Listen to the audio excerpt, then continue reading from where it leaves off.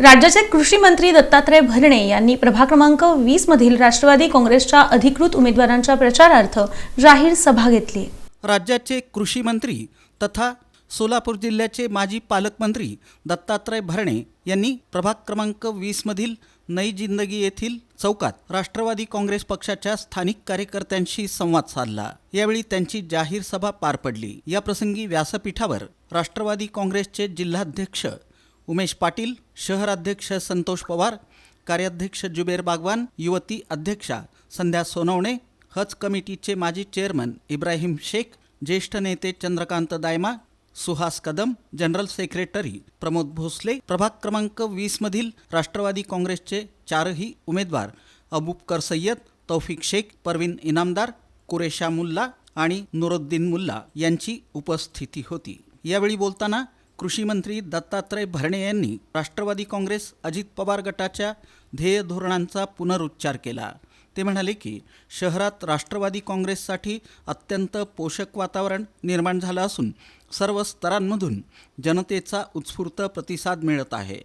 महानगरपालिका निवडणुकीत घड्याळ या चिन्हासमोरील बटन दाबून राष्ट्रवादी काँग्रेसच्या सर्व उमेदवारांना भरघोस मतांनी विजयी करा असं आवाहन कृषी मंत्री दत्तात्रय भरणे यांनी केलं। तुमचं प्रेम मी पाहिलं, तुमच्या मनामध्ये हृदयापासून तुम्ही लोकांना जे सांगत होता त्यावेळेस नक्की वाटतं अशी माणसं निश्चित प्रकारे कुठेतरी आपल्यासाठी काम करणारी माणसं आहेत। तेव्हा अशा माणसांना, अशा हिऱ्यांना हुडका, अशा हिऱ्यांचा सन्मान करा। असे हिरे समाजामध्ये खूप थोडे असतात की जे दुसऱ्यासाठी जगतात।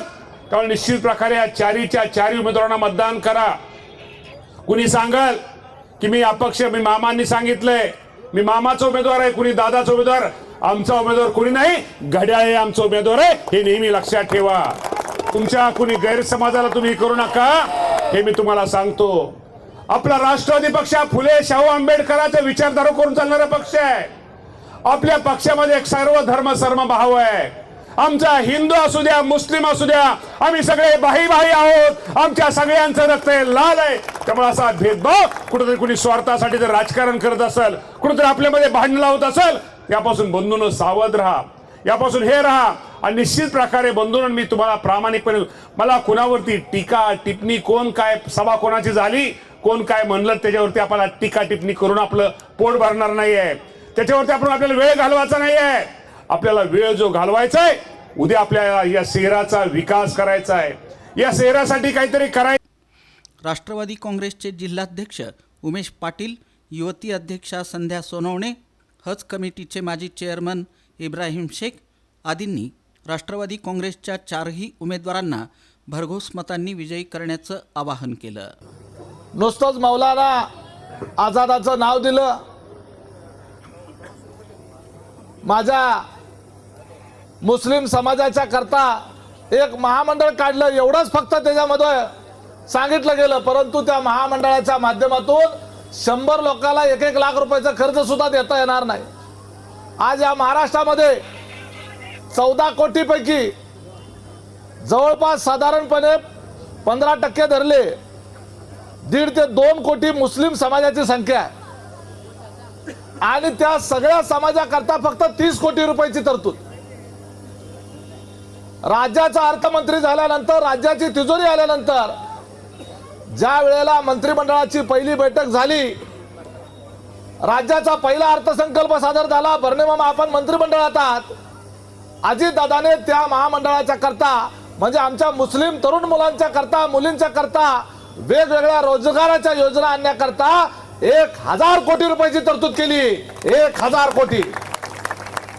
राज्यामधलं दुसरं कुठलं महामंडळ नाही आहे, अनेक महामंडळ आहेत, 50-60 महामंडळ आहेत। एकमेव फक्त मौलाना आझाद महामंडळ आहे की ज्या महामंडळाला अजितदादाने 1000 कोटी रुपयाची तरतूद दिली।